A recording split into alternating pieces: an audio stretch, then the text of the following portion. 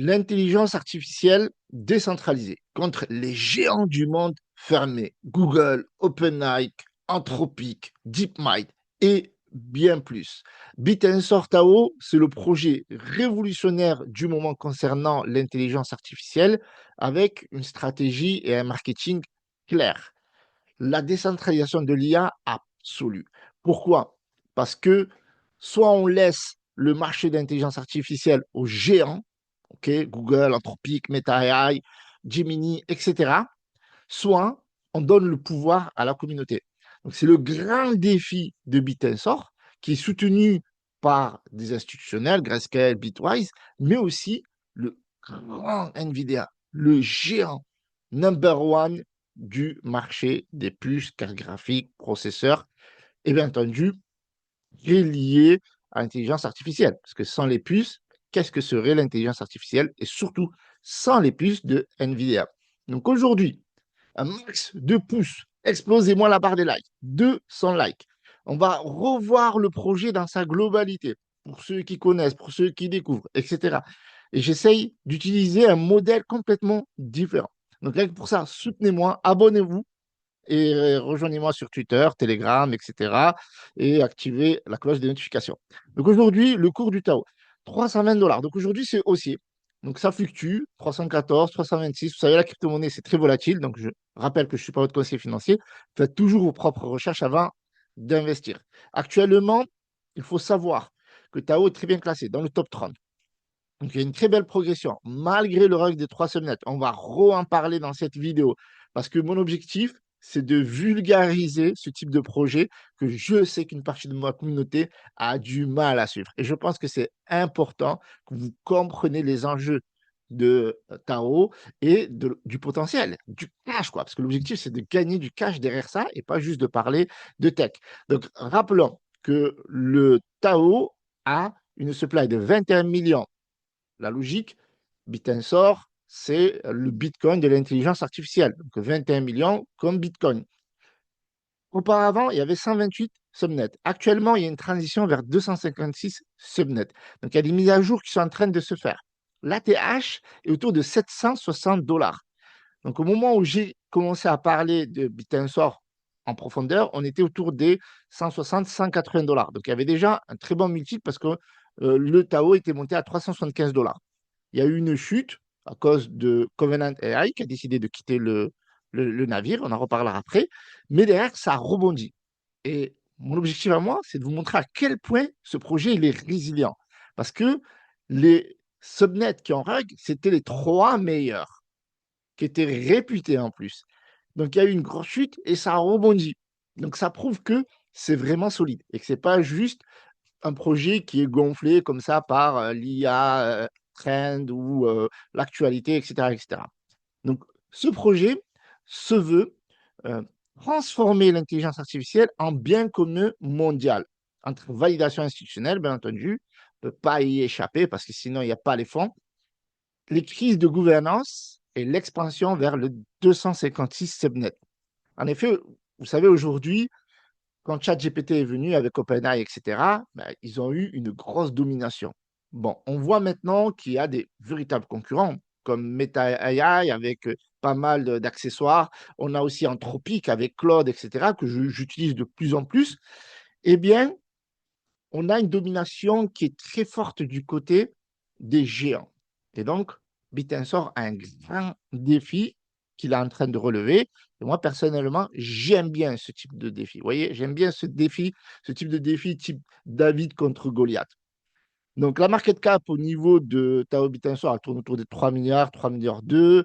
Sur les 30 derniers jours, c'est plutôt haussier. Donc, la tendance est revenue à la hausse. D'autant plus que dans le chapitre 1, valeur industrielle. Il faut savoir que Bitcoin Tao a une véritable valeur. Et quand je vous dis, par exemple, des fois, NVIDIA soutient, je vais vous dire concrètement qu'est-ce que ça veut dire aujourd'hui. Donc ici, on voit le fondateur de NVIDIA. Donc, c'est Jensen Huang, pour ceux qui ne connaissent pas. Et ça change tout. Parce que son entreprise pèse plus de 5 000 milliards. Donc, le 20 mars 2026, Bitensor franchit un seuil symbolique. Jensen Huang, CEO de NVIDIA, l'architecte du boom de l'intelligence artificielle mondiale, valide publiquement l'approche décentralisée de Bitensor sur le All-in podcast. Et regardez ce qu'il a dit. J'ai pris mes notes, histoire que ce soit carré. Donc, le PDG de NVIDIA a soutenu les modèles IA propriétaires et open source comme étant complémentaires, affirmant que la technologie intelligence artificielle fondamentale bénéficie de l'innovation décentralisée.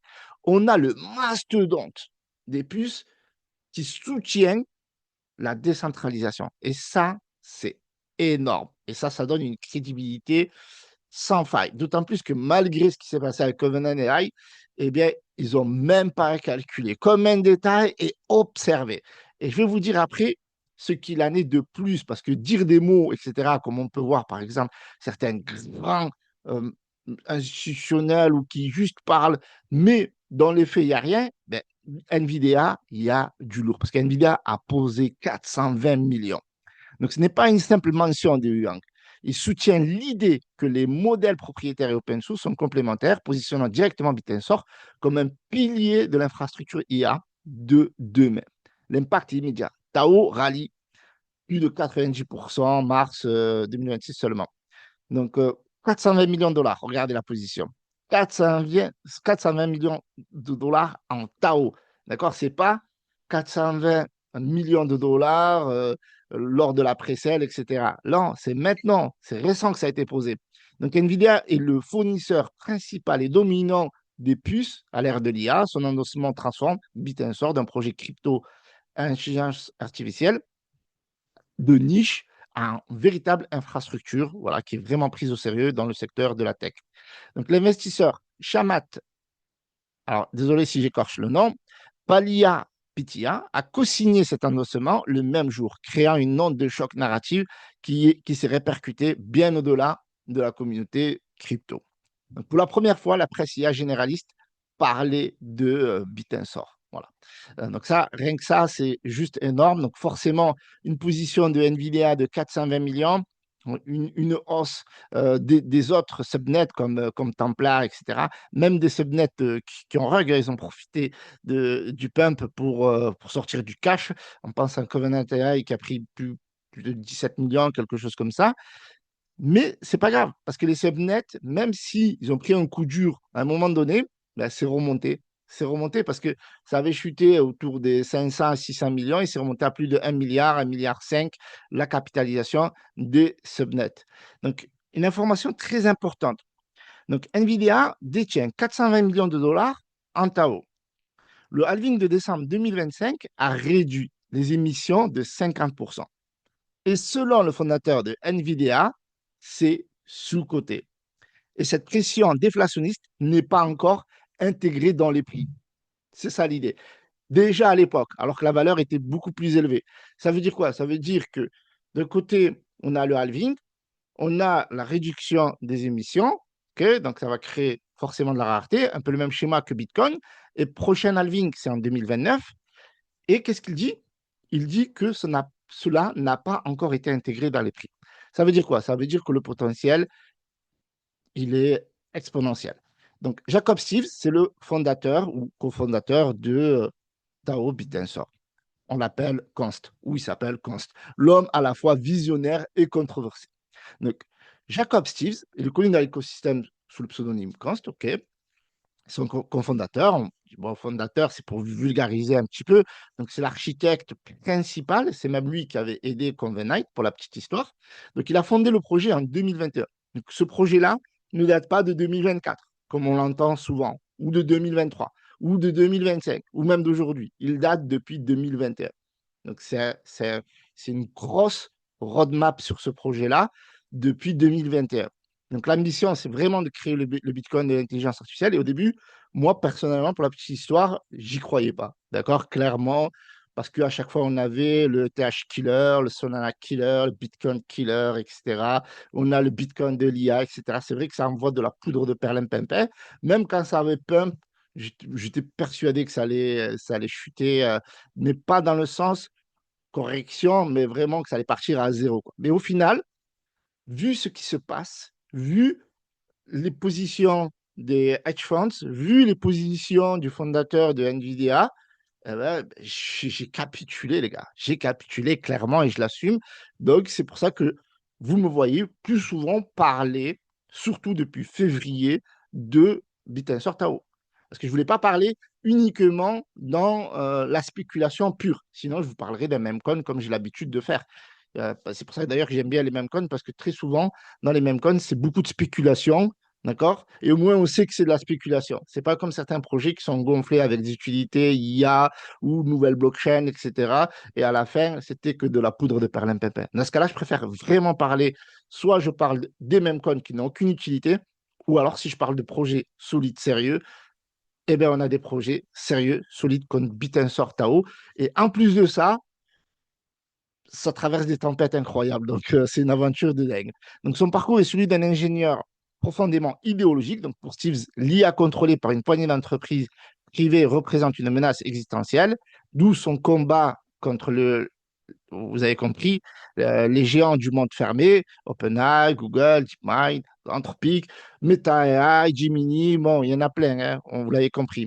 Donc, son rôle technique, c'est de maintenir le contrôle effectif sur le multisig à 3 personnes qui gèrent les upgrades du protocole. Donc, j'insiste là-dessus parce que c'est très important, parce que c'était la critique de Covenant AI. Donc, ce que ces défenseurs appellent un pragmatisme de transition et ce que ces détracteurs ont nommé le théâtre de la décentralisation, en clair.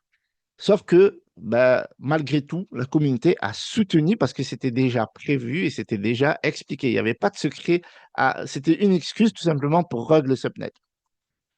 Alors, Bitensor est de loin le protocole IA le plus décentralisé qui existe aujourd'hui. Il n'est pas parfait et il a encore un long chemin à faire. Voilà ce que dit le fondateur cofondateur de Bitensor. Vous l'avez compris, donc tout est transparent à ce niveau-là.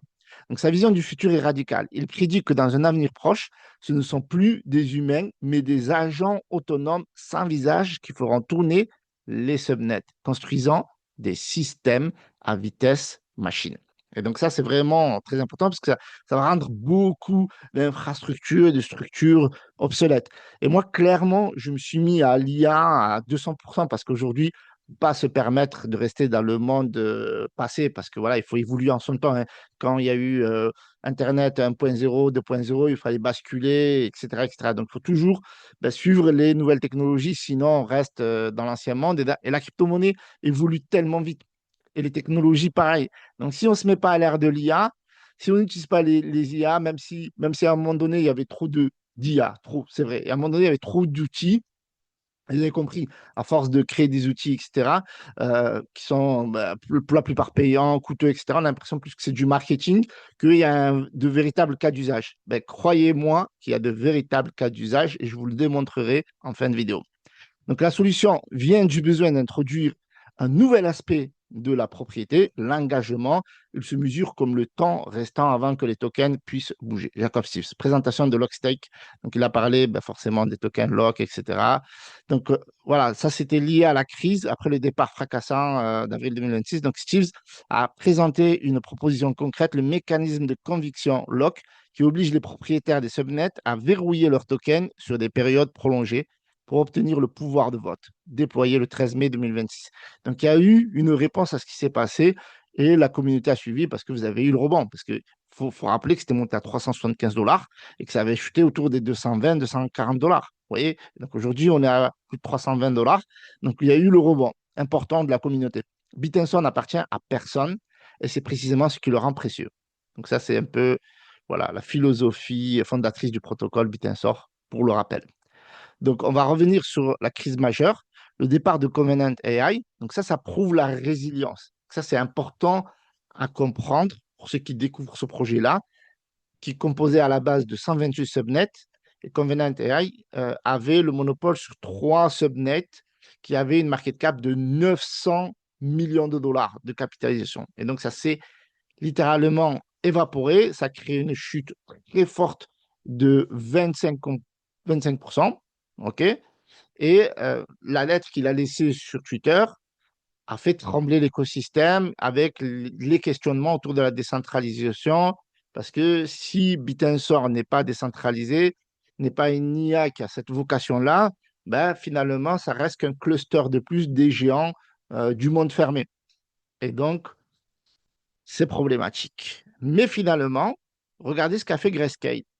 Il a augmenté son exposition à Tao à 43% de son portefeuille. Qu'est-ce que ça veut dire? Il faut savoir que Grayscale a un portefeuille dédié à l'intelligence artificielle et sa plus grosse position, c'est Tao à hauteur de 43%. C'est énorme. Sa plus grande réallocation sur un seul actif dans l'histoire du fonds. C'est-à-dire que dans son fonds, quels que soient les types de fonds que Grayscale gère, il n'a jamais eu une exposition de 43%. Vous imaginez la conviction? Et quand on parle de conviction dans l'investissement, ben là, on a l'exemple concret avec Grayscale. Donc, le 8 avril, comme par hasard, donc il y a le dump, 11 millions de dollars, tokens, des subnets, etc. Les volumes de vente à eau atteignent le plus haut niveau depuis décembre 2024, avec la grosse chute du marché, Bitcoin, etc.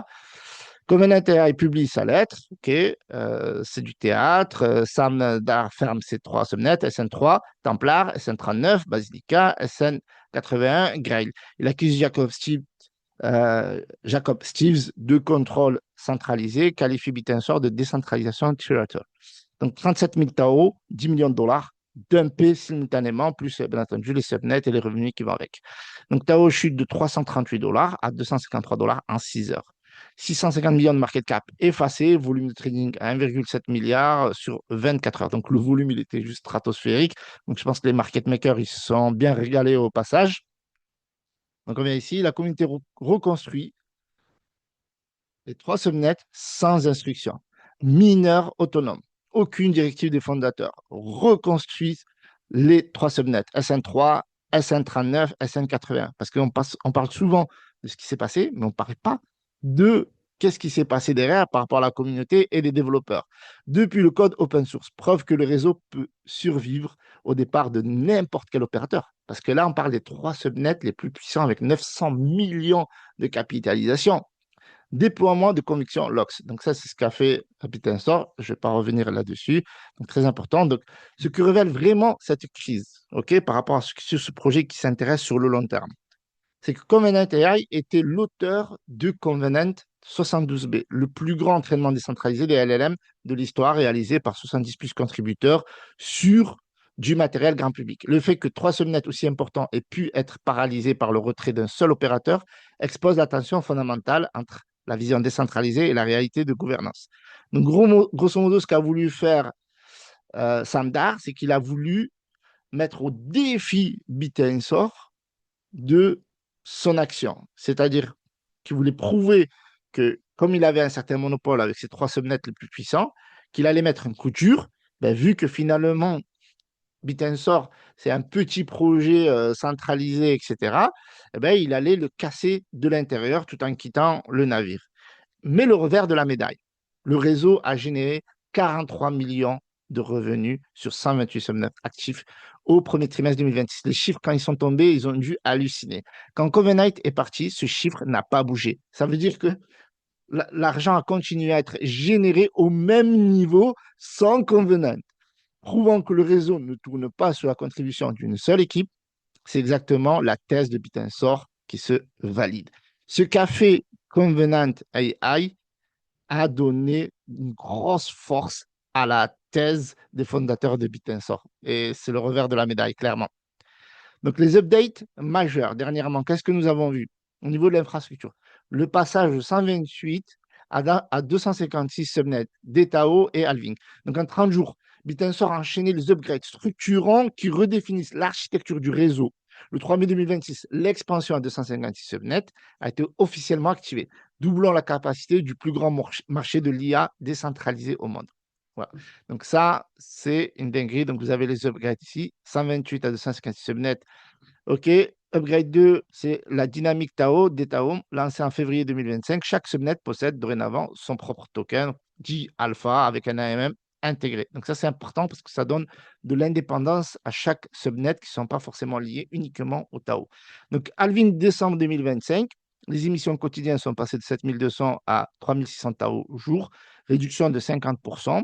OK, donc il y aura la prochaine réduction en 2029. Bridge Solana via Wormhole. On l'a déjà vu dans la chaîne pour ceux qui suivent un petit peu les mises à jour. Donc, ça veut dire que maintenant, il y a une grosse communauté DeFi qui est intégrée directement à Tao en l'achetant avec du Sol notamment. Donc, Tao arrive sur Solana via Wormhole. Wormhole, c'est le projet qui gère ça un peu en bridge. Accès sur Jupiter Exchange, nouvelle liquidité, nouvelle base d'utilisateurs. Voilà, liquidité, les pools liquidités, Tao, Sol, Tao, USDC, etc., sur la blockchain Solana. Donc, conviction lock, on a parlé, et Town Square App Directory. Donc, lancé le 8 mai 2026, répertoire d'applications IA construite sur les subnets décentralisés, fonctionnant comme un App Store pour les outputs des subnets, comble le fossé entre infrastructure et adoption grand public. Donc, ce qui va arriver par la suite, c'est ce qui va donner la légitimité suprême. C'est les ETF en marche par Grayscale et Bitwise, et donc forcément, validation institutionnelle qui se positionne déjà. Le 30 décembre 2025, Grayscale a déposé un formulaire qu'on appelle le SE auprès de la SEC pour, euh, pour Bitensor Trust. C'est le Grayscale Bitensor Trust, c'est le GTAO. C'est le premier ETF spot TAO jamais soumis aux États-Unis. Le 2 avril 2026, Bitwise emboîte le pas. Donc là, je pense qu'à l'avenir, il va y avoir de nouveaux fonds qui vont déposer comment ça s'appelle, des ETF, j'en suis convaincu. D'ailleurs, on en a un nouveau là, Dutch Digital Assets, c'est Flowstack Tao ETP. Donc, chacun appelle son produit à sa façon. Voilà. Côté tradé, inclut reward stacking. Donc, ça, c'est les dépôts et ça, c'est ce qui est déjà en place. Donc, le président Bitcoin Ethereum, l'approbation des ETF Bitcoin et en spot en janvier 2004 a catalysé un afflux de capital institutionnel sans précédent. Donc, c'est l'objectif, grosso modo. C'est avec la validation des ETF, il y ait des flux importants au niveau de BitAO, comme ce fut le cas. Alors, je dis BitAO, Bitensor Tao. donc, ça va permettre d'avoir beaucoup de flux des institutionnels. Et donc, forcément, si le schéma se répète, comme ce fut le cas, dépôt S1, revue sec, décision à flux, la décision aura lieu au mois d'août 2026. C'est pour ça, grosso modo, on achète la rumeur et on vend la news pour ceux qui ne vont pas hold jusqu'au prochain bull run. Et d'ailleurs, chacun doit prendre ses profits comme il en a envie. Il faut avoir une gestion du risque. Donc, grosso modo, la fenêtre de la position est ouverte, clairement. Donc, détail révélateur, Grayscale a augmenté son exposition à 43% de son fonds IA, sa plus grande réallocation sur un seul actif de son histoire. Bon, ça, on en a déjà parlé. Le 20 avril, à noter aussi, j'en avais déjà parlé dans la précédente vidéo, le 20 avril 2026, BitGo et Yuma ont lancé la garde institutionnelle et le stacking pour les tokens Subnet Bitensor.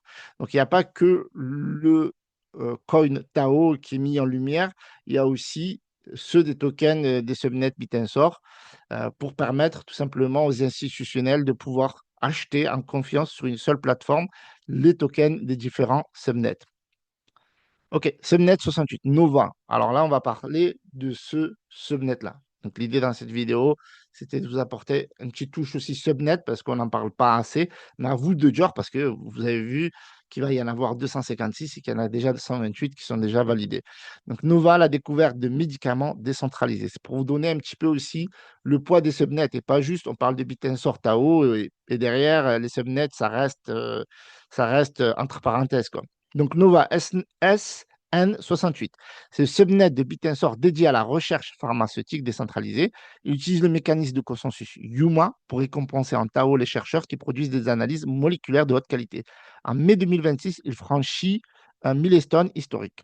Donc, milestone de mai 2026, SN68 a criblé plus de 11 millions de molécules sur 9 cibles pathologiques dans des compétitions en live. Aucun labo centralisé n'aurait pu atteindre ce volume à ce coût.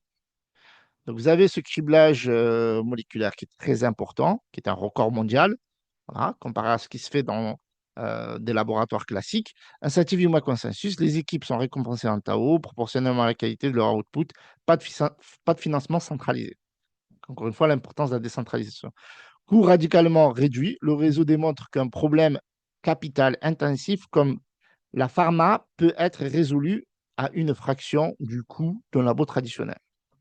Donc, pourquoi SN68 est le meilleur exemple de l'utilité réelle de Bitensor? Il ne s'agit pas d'une crypto qui va révolutionner quelque chose un jour. Il s'agit d'une utilité réelle. Il s'agit d'un réseau qui a déjà criblé 11 millions de molécules pour trouver de futurs médicaments avec une infrastructure distribuée, récompensée par un token et sans entité centrale. C'est le proof of concept le plus concret de la thèse de Bitensor. Donc, pour ce qui concerne les valeurs, etc., je vous invite à regarder sur CoinGecko, comme MarketCap, etc. Vous avez beaucoup de subnets. D'autres subnets phares à connaître, donc vous avez Chute, SN64, intéressant. Infrastructure compute décentralisée, 132 millions de market cap. Donc je vous invite encore une fois à confirmer les market cap. Targon SN4, oracle de données multimodal. Templar SN3, entraînement LLM décentralisé à grande échelle, auteur du modèle Covenant 72B, qui a mis le projet sur la carte mondiale. En cours, Teutonic Exemplar cible un modèle à 1 trillion de paramètres d'ici fin mai 2026. Donc, vous voyez, ce qui est bien avec Bitensor, c'est que tout le temps, il y a des mises à jour, il y a des updates, il y a l'évolution des subnets avec de réelles utilités, avec de réels agents autonomes de l'intelligence artificielle.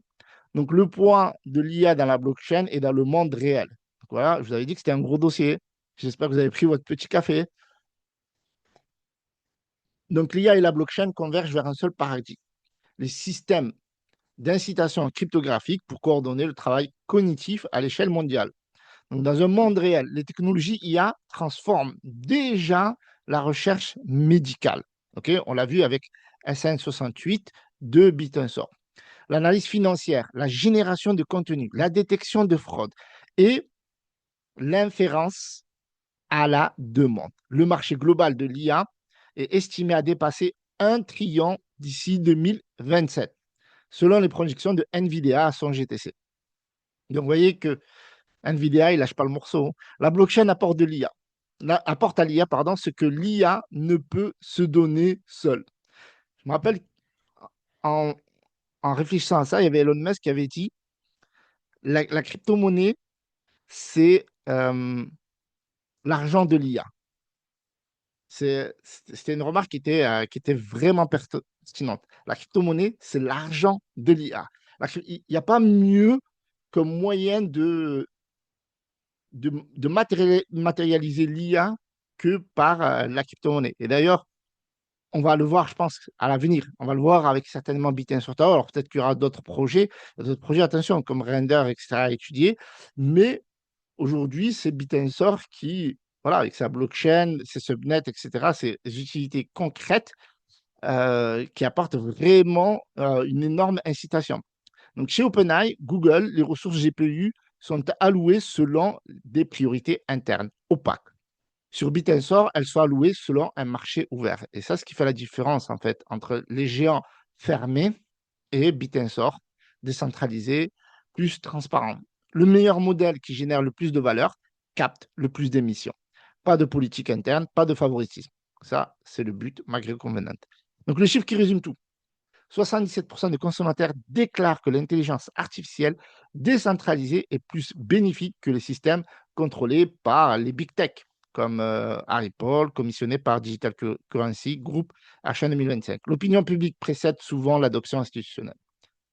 Donc actuellement, bon, vous avez les subnets qui bossent dur, la market cap potentielle et état du projet en mai 2026. Bon, on a déjà parlé de différentes valeurs, etc. On sait qu'en ce moment, Bitensor Tao est sous-coté clairement.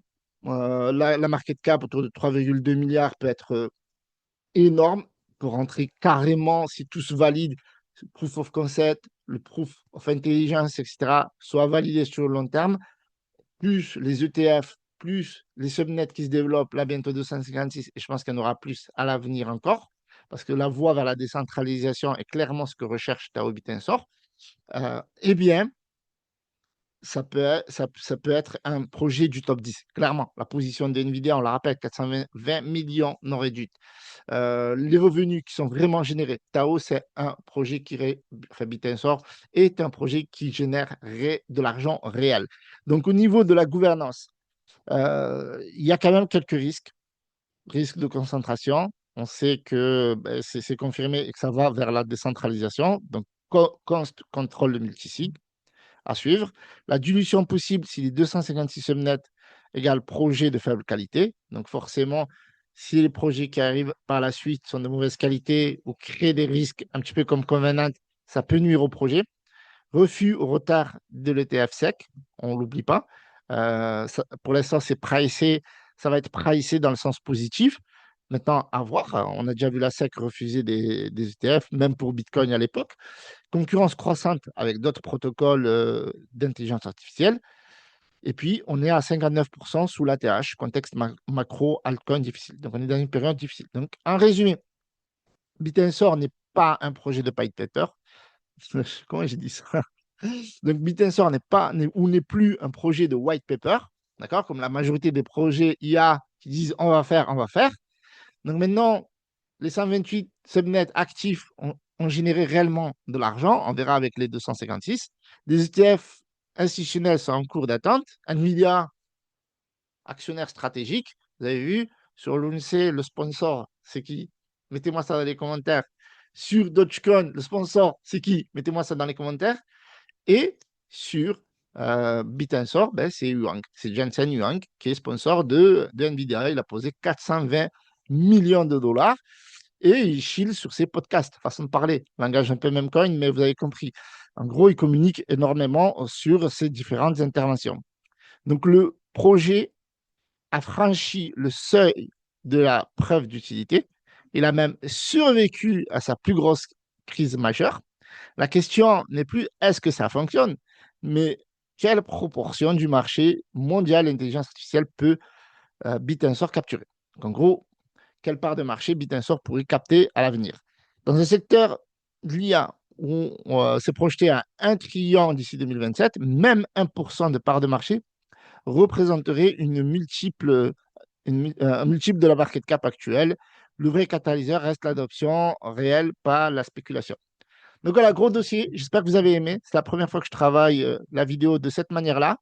Donc je pense que c'est vraiment un concurrent à tous ces géants, d'autant plus qu'il est accompagné de tous les subnets. Maintenant, il faut que ça bosse, il faut que ça continue, il faut que ça soit de plus en plus adopté. Si tout cela se déroule, il y a une grosse capitalisation, un top 10 qui attend. Franchement, l'intelligence artificielle, vous avez vu, c'est la norme maintenant. C'est même plus est-ce que c'est le futur ou quoi. Non, c'est maintenant l'intelligence artificielle. Merci d'avoir visionné cette vidéo. Gros pouce bleu. À 200, on active une prochaine vidéo. Si vous avez aimé ce format-là, différent de partage de news, etc., j'ai travaillé, je vous avais dit un petite remarque, j'ai travaillé ce dossier. J'ai travaillé avec l'intelligence artificielle. J'ai travaillé sur Claude, j'ai travaillé sur ChatGPT, j'ai condensé pas mal de news, de ressources, etc. J'ai fait même le framework en mode web et ça a donné ce support-là. Donc, n'hésitez pas à me dire si vous avez aimé. Ça prouve quand même que l'intelligence artificielle, c'est pas demain, c'est maintenant. Salutations, c'était Hiroshi.